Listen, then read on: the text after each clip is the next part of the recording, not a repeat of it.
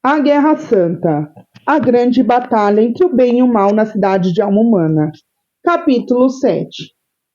Então, quando Emanuel viu que a alma humana estava tão envolvida em pecado, ele reuniu seu exército, já que suas palavras também foram desprezadas, e ordenou a todos eles que estivessem prontos no tempo determinado. Visto que não havia nenhuma outra maneira de tomar a cidade de alma humana a não ser entrando pelos portões, sendo o principal o portão dos ouvidos, ordenou a seus comandantes e capitães que trouxessem seus arietes, suas atiradeiras e seus homens, e as colocassem diante do portão dos olhos e do portão dos ouvidos, para tomar a cidade.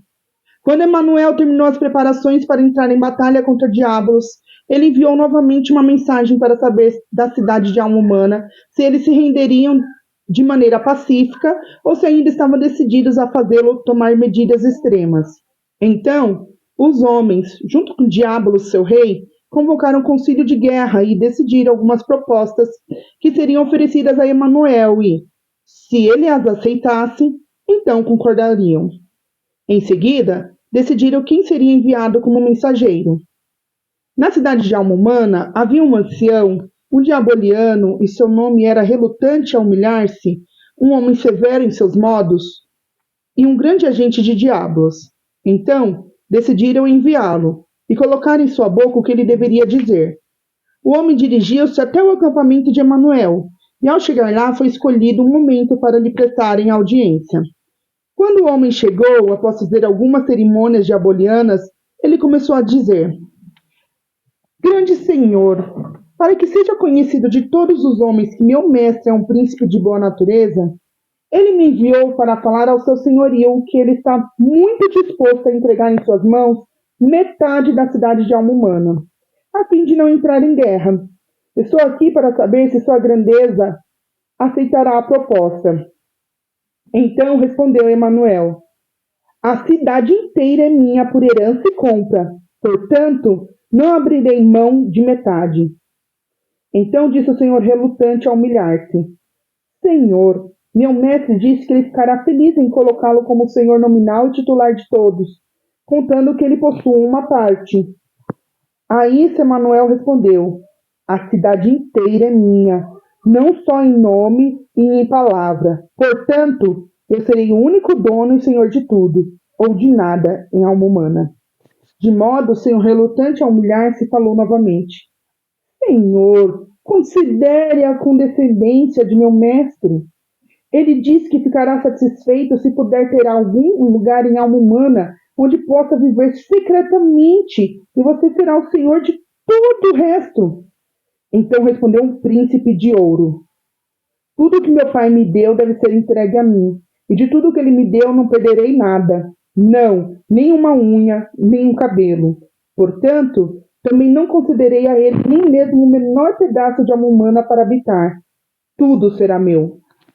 Relutante a humilhar-se, disse novamente: Mas, senhor, suponha que meu senhor entregue toda a cidade para você, apenas com esta condição, que ele possa, às vezes, quando passar por este país, pelos antigos conhecidos, ser recebido como viajante durante 2 dias, ou 10 dias, ou um mês, mais ou menos.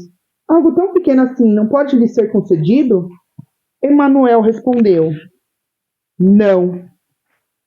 Ele apareceu como viajante para Davi, e não ficou muito tempo com ele. E, mesmo assim, quase custou sua alma. Não permitirei nunca mais que ele tenha qualquer abrigo ali. Então disse relutante a humilhar-se: Senhor, você parece muito severo. Suponha que meu mestre entregue tudo o que você pediu, contando que seus amigos e familiares em alma humana tenham a liberdade de comprar e vender na cidade, e de desfrutar suas atuais habitações. Isso pode ser concedido, senhor? A isso Emanuel respondeu: Não! Isso é contrário à vontade do meu pai, pois todos os diabolianos de todas as formas, que estão agora ou que sejam encontrados em qualquer tempo em alma humana, não perderam apenas suas terras, mas também suas vidas. Então disse novamente o senhor relutante a humilhar-se: Mas, senhor, meu mestre e grande senhor não poderá manter nenhuma amizade em alma humana, nem por cartas, mensageiros ou oportunidades ocasionais caso me entregue a cidade? Emanuel respondeu: Não, de forma alguma, visto que qualquer companheirismo, amizade, intimidade ou familiaridade dessa forma, tipo ou modo levará à corrupção de alma humana, à alienação de seu afeto por mim e colocará em risco a paz com meu pai.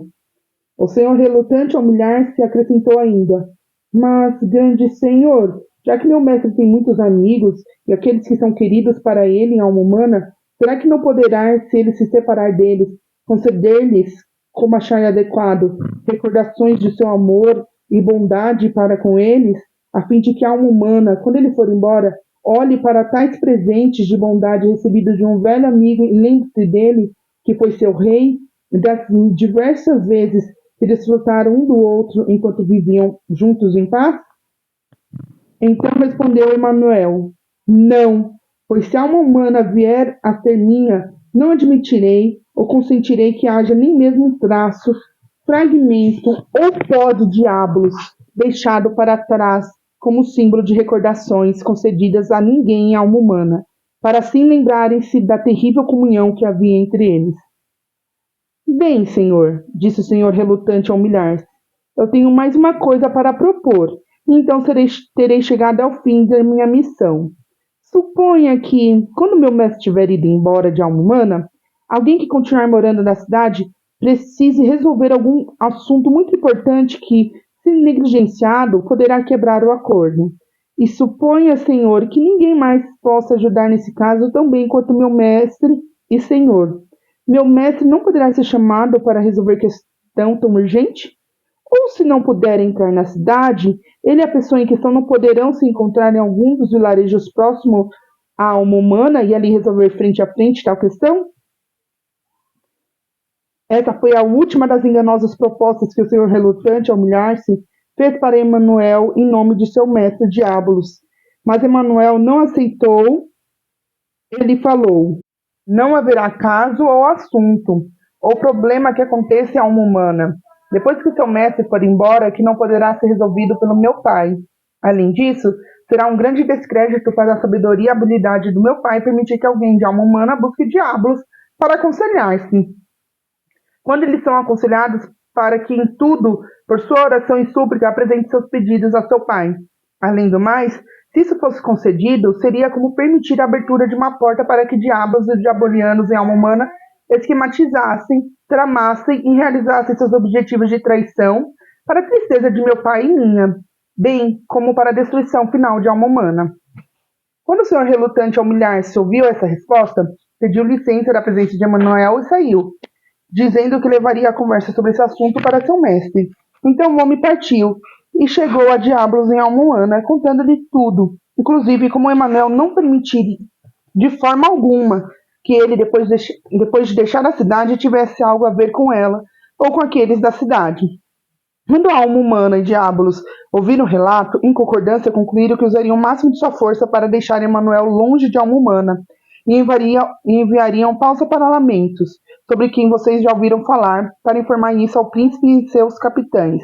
Então o velho cavalheiro subiu ao topo do portão dos ouvidos e chamou ao acampamento para uma audiência, dizendo: Eu tenho uma ordem de meu senhor para pedir a vocês que fale a seu príncipe Emanuel que a alma humana e seu rei estão decididos a permanecer e cair juntos, e que é que em vão seu príncipe pensar em ter a alma humana nas mãos, a menos que ele o faça por força. Então, alguns deles saíram e contaram a Emanuel que, pausa para lamentos, um diaboliano em alma humana havia dito. Então disse o príncipe: Precisarei usar o poder de minha espada, pois não levarei meu exército e partirei. Por todas as rebeliões e recusas que fizeram contra mim, mas com certeza tomarei minha alma humana e a libertarei das mãos de seus inimigos. Com isso, ele enviou uma ordem para o capitão Boanerges, o capitão Convicção, o capitão Julgamento e o capitão Execução marchassem até o portão dos ouvidos com trombetas soando, cores tremulando e gritando pela batalha. Ele também quis que o capitão Crédito se juntasse a eles. Além disso, Emanuel ordenou não apenas que o capitão Boa Esperança e o capitão Caridade fossem até o portão dos olhos, mas também que o restante dos capitães e dos homens se posicionassem com vantagem sobre o inimigo em volta da cidade. E tudo foi feito como ordenado. Então ele mandou que a palavra de guerra fosse espalhada, e a palavra era Emanuel. Soou-se o alarme e os arietes foram usados, e as atiradeiras lançaram pedras sobre a cidade com toda a força, e assim a batalha começou. O próprio Diabolos conduzia os cidadãos na guerra, naquele mesmo portão. Sendo assim, sua resistência era cada vez mais violenta, infernal e ofensiva contra Emanuel. O bom príncipe ficou envolvido com Diabolos e alma humana por diversos dias, e era algo valioso observar como os capitães de Shaddai se comportaram nessa guerra. Primeiro, o capitão Boanerges, sem querer desvalorizar os outros, ele realizou 3 poderosos ataques, um após o outro, contra o portão dos ouvidos, e fez suas colunas tremerem. O capitão Convicção também agiu com Boanerges o mais rápido que conseguiu, e quando os dois perceberam que o portão começaria a ceder, ordenaram que os arietes fossem lançados contra ele. Então o capitão Convicção, aproximando-se do portão, foi empurrado com muita força e recebeu 3 ferimentos nos lábios. Desse modo, os que estavam como voluntários foram encorajar os capitães. Pelo valor dos 2 capitães já mencionado antes, o príncipe os chamou para sua tenda e ordenou-lhes que descansassem um pouco e, assim, pudessem se renovar. Também cuidaram do capitão Convicção a fim de curá-lo de suas feridas. O príncipe também entregou a cada um deles uma corrente de ouro e os incentivou a ter coragem. O capitão Boa Esperança e o capitão Caridade não ficaram para trás nessa luta desesperada, pois agiram tão bem no portão dos olhos que quase conseguiram abri-lo. Eles também receberam uma recompensa de seu príncipe, assim como o restante dos capitães, porque cercaram a cidade valentemente. Nesse combate, diversos oficiais de Diabolos foram mortos, e alguns da cidade ficaram feridos. Entre os oficiais mortos havia um chamado Capitão Vanglória. Este pensou que ninguém poderia abalar as colunas do portão dos ouvidos ou o coração de Diablos. Ao seu lado foi morto o Capitão Segurança, a qual costumava dizer que até os cegos e mancos de alma humana eram capazes de guardar os portões da cidade contra o exército de Emanuel. O Capitão Segurança foi morto pelo Capitão Convicção, com um golpe na cabeça desferido por uma espada de 2 gumes, quando este foi ferido nos lábios. Além deles havia o Capitão Vaidade, um companheiro muito desesperado, capitão sobre um grupo que lançava tições, flechas e morte. Ele também recebeu, pelas mãos do bom capitão Boa Esperança, no portão dos olhos, uma ferida mortal no peito. Havia também o Senhor Sensação, mas ele não era capitão, e sim um grande defensor e encorajador à alma humana a se rebelar. O homem foi ferido no olho pelas mãos de um dos soldados de Boanerges, teria sido morto pelo próprio capitão se não tivesse fugido. Eu, entretanto, nunca vi vontade seja feita tão assustado em toda a minha vida. O homem não era capaz de agir como gostaria, e alguns disseram que ele também fora ferido na perna, e que alguns homens do exército do príncipe com certeza o viram mancar enquanto andava sobre o muro. Não relatarei a vocês as particularidades dos nomes dos soldados que foram mortos na cidade, já que muitos foram mutilados, feridos e mortos, pois quando viram que as colunas do portão dos ouvidos tremeram e que o portão dos olhos estava quase aberto, além do fato de que seus capitães haviam sido mortos, o coração de muitos diabolianos foi afetado. Eles também caíram em virtude da força dos tiros lançados pelas atiradeiras de ouro no meio da cidade de alma humana. Entre os cidadãos havia um chamado Não Amo Bem. Além de cidadão, era também um diaboliano. Foi ferido mortalmente em alma humana, mas demorou para morrer. O Senhor pausa para lamentos. O homem que foi Diabolos quando ele tentou tomar a alma humana pela primeira vez, também foi ferido na cabeça. Alguns disseram que seu crânio foi rachado. Eu mesmo percebi isso, pois depois ele nunca mais conseguiu enganar a alma humana como fizera antes. O velho preconceito e o Sr. Coisa alguma fugiram. Quando a batalha terminou, o príncipe ordenou que mais uma vez a bandeira branca fosse hasteada sobre o Monte Gracioso, à vista da cidade de alma humana, a fim de mostrar que Emanuel tinha misericórdia pela miséria cidade. Quando o Diabolos viu a bandeira branca erguida novamente, sabendo que não era para ele, mas para a alma humana, ele pensou em pregar outra peça para ver se Emanuel reuniria seu exército e partiria, com uma promessa de reforma. Então, uma tarde, ele desceu até o portão, um pouco depois do pôr do sol, e pediu para falar com Emanuel. Logo se dirigiu até o portão. Diabolos lhe disse: por mais que você queira mostrar por aquela bandeira branca que está totalmente entregue à paz e à tranquilidade, pensei em vir aqui a fim de avisar que estamos prontos para aceitar todos os termos que você propuser. Eu sei que você é dado à devoção e que a santidade lhe agrada, que o objetivo de entrar em guerra contra a alma humana é para que ela se torne uma habitação santa. Bem, retire suas forças da cidade e dobrarei a alma humana de acordo com sua vontade. Primeiro, cessarei todos os atos de hostilidade contra você e estarei disposto a me tornar seu oficial. E como eu estava contra você anteriormente, agora quero servi-lo na cidade de alma humana. E mais especificamente, persuadirei a alma humana a recebê-lo como seu senhor. E eu sei que eles farão isso mais depressa se souberem que sou eu, seu representante. Além disso, mostrarei a eles no que erraram, e os ensinarei que a transgressão atrapalha o caminho para a vida. Em seguida, mostrarei aos homens a santa lei a qual devem se submeter, incluindo aquelas que eles quebraram. Também os pressionarei com a necessidade de uma reforma de acordo com a sua lei. Além disso, para que nenhuma dessas propostas possa falhar, eu mesmo, a meu próprio custo e responsabilidade, irei estabelecer e manter um ministério, também preleções em alma humana. Por fim, você receberá como um símbolo de nossa sujeição, você, todos os anos, o que achar declarado como coleta, para ser um símbolo de nossa sujeição a você. Então, disse Emanuel, ó cheio de enganos, quão inconstantes são os seus caminhos. Quantas vezes você já mudou para que ainda pudesse manter a possessão de minha alma humana? Embora já tenha sido claramente declarado antes que eu sou o legítimo herdeiro dela. Você já fez diversas propostas, e essa última não é melhor do que as anteriores. Ao fracassar em enganar-me quando estava na escuridão, agora se mostra um anjo de luz e quer enganar-me como ministro de justiça? Mas saiba você, ó diabolos, que nada que propõe deve ser levado em consideração, pois tudo o que você faz é enganar. Você não tem respeito por Deus nem amor pela cidade de alma humana. De onde então podem surgir essas suas palavras a não ser de um pensamento pecaminoso e do engano? Aquele que cria e propõe o que lhe agrada, para que assim destrua todos os que acreditam nele, deve ser abandonado, e com tudo o que disser. Mas se a justiça é algo tão belo aos seus olhos agora, como poderia a maldade estar tão apegada a você anteriormente? Isso, no entanto, é passageiro. Você fala agora sobre uma reforma humana e que você mesmo, se eu quiser, será o líder dela. Tudo isso mesmo sabendo que o mais alto conhecimento que o homem pode obter sobre a lei e sobre sua justiça não valerá nada para retirar a maldição de alma humana, a qual estava sobre ela antes, sobre a suposição de haver uma brecha na lei. Uma maldição pronunciada contra Deus não pode, nunca, somente pela obediência à lei, libertar a si mesma da maldição. Para não falar sobre o tipo de reforma que poderia ser estabelecida em alma humana, quando o diabo fosse o fiscal desses vícios.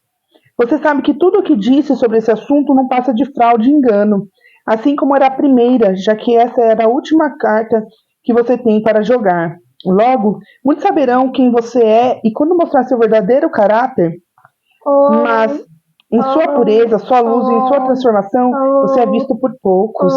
No entanto, você não fará mais isso com minha cidade, ó diabos, pois eu ainda amo minha alma humana.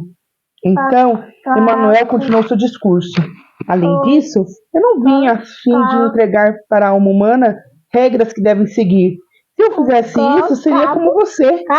Eu vim para que, por meio de mim, do que tenho e do que farei por alma humana, eles sejam reconciliados com meu Pai.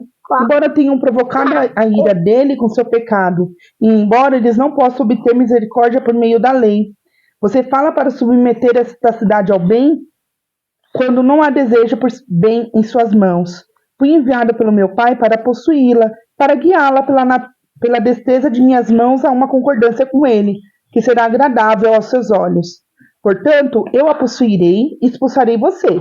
Estabelecerei meu próprio padrão no meio dela e também a governarei com novas leis, novos oficiais, novas causas e novos caminhos. Sim, eu destruirei esta cidade e erguerei novamente. E será como se ela nunca tivesse existido. Ela será a glória do universo. Ao ouvir isso, o diabo percebeu que fora descoberto em todos os seus enganos e ficou confuso, colocando-se em embaraço. Mas tendo em si a fonte de iniquidade, raiva e malícia contra Shaddai e seu filho, e contra a amada cidade de alma humana, o que mais ele poderia fazer se não se fortalecer para a batalha contra o nobre príncipe Emanuel? Assim, agora teremos outro conflito antes de Alma ser tomada. Subam então para as montanhas, todos vocês que amam ver ações militares, e observem ambos os lados como é dado o golpe fatal.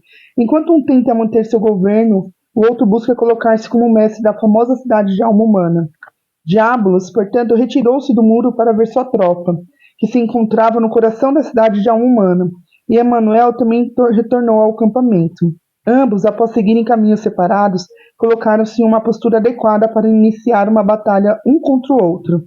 Diabolos, repleto de desespero para manter a famosa cidade de Alma em suas mãos, decidiu tentar todo o engano que podia, se é que, de fato, poderia fazer qualquer coisa, contra o exército do príncipe contra a famosa cidade de Alma.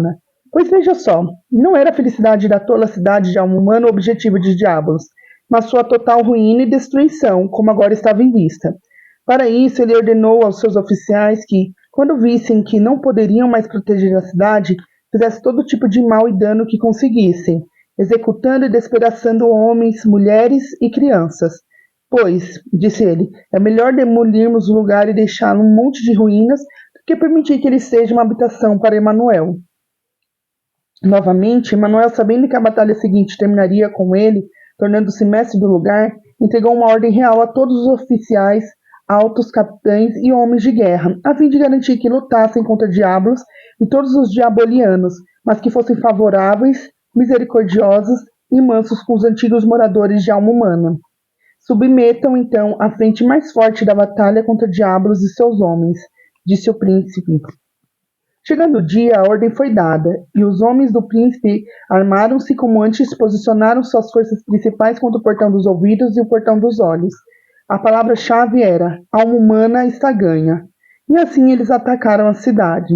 Diabolos, o mais rápido que pôde, também preparou sua resistência interna com suas forças principais, e seus altos senhores e capitães lutaram cruelmente contra o exército do príncipe durante um tempo.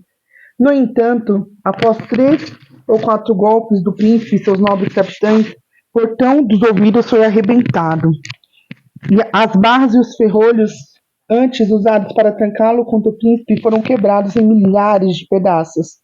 Então as trombetas de Emanuel soaram, os capitães gritaram e a cidade tremeu, e Diablos fugiu para seu abrigo.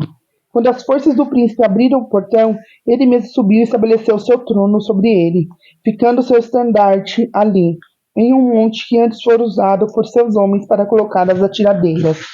O monte era chamado de Monte Ouça Bem. Ali, portanto, o príncipe fixou firme ao lado da entrada do portão. Ele também ordenou que as atiradeiras douradas ainda fossem usadas contra a cidade, principalmente contra o castelo, porque Diablos encontrava-se refugiado ali. Partindo do portão dos ouvidos, a rua levava diretamente à casa do senhor registrador, que ocupava o cargo antes de Diablos tomar a cidade. Logo ao lado de sua casa estava o castelo, usado durante muito tempo por Diablos como seu covil importuno.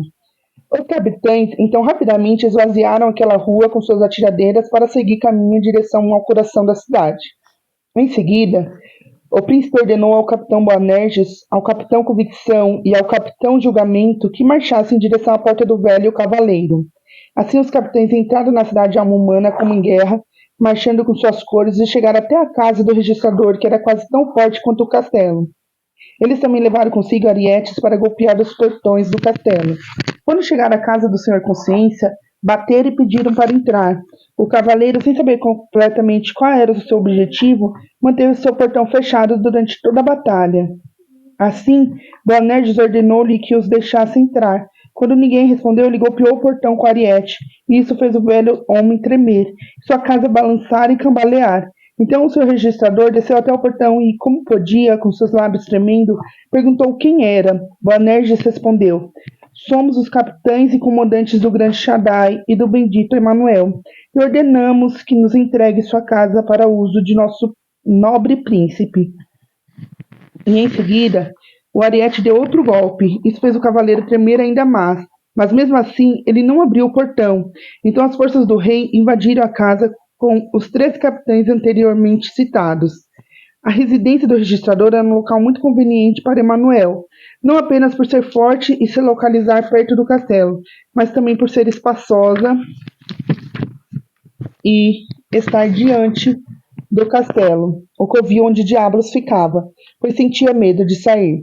Quando o senhor registrador, os capitães o trataram com reservas, pois ele não tinha conhecimento algum dos grandes objetivos de Emanuel, então não sabia como julgar, nem qual seria o final de toda aquela confusão. Corria pela cidade o barulho de que a casa do registrador estava tomada, seus cômodos ocupados e seu palácio transformado no trono de guerra. E logo a informação foi além, mas eles aceitaram o alerta calorosamente para transmitir a seus amigos. E você sabe, como uma bola de neve não perde tamanho ao rolar, em pouco tempo toda a cidade já sabia que não poderia esperar nada do príncipe além de destruição. E a base de negociação era essa. O registrador estava com medo, ele tremia e os capitães o trataram de forma estranha. Então muitos foram ver, mas quando com os próprios olhos viram os capitães no palácio, com seus arietes batendo contra os portões do local para abri-los, foram rebitados em seus temores. E isso os deixou pasmos. E como eu disse, o homem da casa aumentaria tudo isso, pois qualquer um que se aproximava dele, os conser...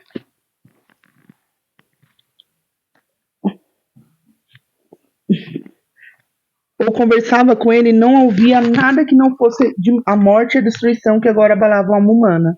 Pois, dizia o velho cavaleiro, todos vocês estão cientes de que fomos traidores do antes desprezado, mas agora famosamente vitorioso e glorioso príncipe Manuel. Pois agora ele, como vocês podem ver, não apenas nos cercou, mas também forçou sua entrada pelos nossos portões. Além disso, o diabo foge dele, e o príncipe, como vocês observaram, fez de minha casa um forte contra o castelo onde Diablos está. Eu, de minha parte, errei enormemente, mas para aquele que está limpo não há problema. No entanto, eu digo que errei tremendamente ao ficar em silêncio, quando deveria ter falado, e ao perverter a justiça, como deveria tê-lo executado. Verdade, sofri um pouco nas mãos de Diablos, por ter parte com as leis de Shaddai, mas isso, ai de mim, o que isso pode fazer? Irá compensar pelas rebeliões e traições que cometi, em que vissem discutir serem cometidas sobre a cidade de alma humana? Oh, eu tremo ao pensar qual será o fim desse terrível e enraivecido começo. Enquanto esses bravos capitães estavam ocupados na casa do velho registrador, o capitão execução ocupava-se em outras partes da cidade, protegendo as ruas no fundo da cidade e os muros.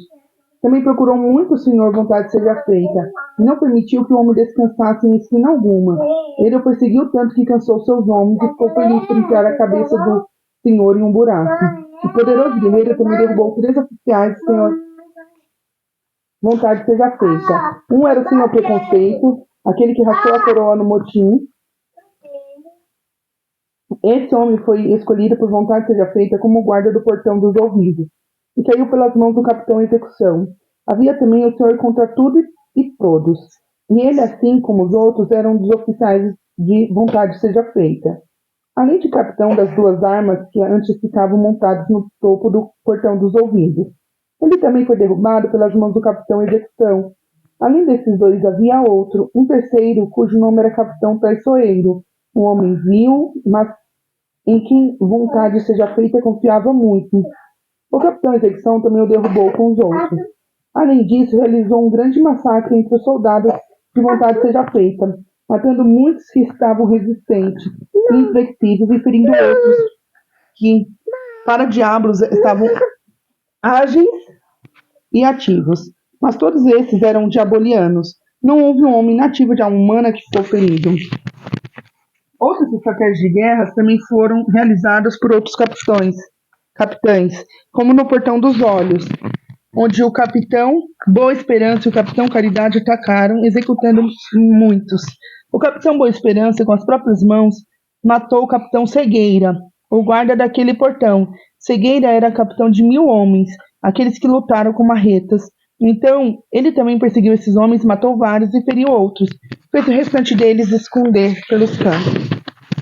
Também nesse portão estava o senhor Pausa Paralamentos, sobre quem vocês já ouviram falar. Ele era um idoso e tinha uma barba que ia até o seu cinto. Foi ele o orador de diabos. O homem provocou muitos danos à cidade de alma humana e caiu pelas mãos do capitão Boa Esperança. O que mais devo dizer? Nesses dias, os diabolianos estavam mortos, espalhados por todos os cantos, embora ainda houvesse muitos outros vivos em alma humana. Curtam, comente e compartilhem a leitura dessa mãe com seu filho aqui em cima. Obrigada.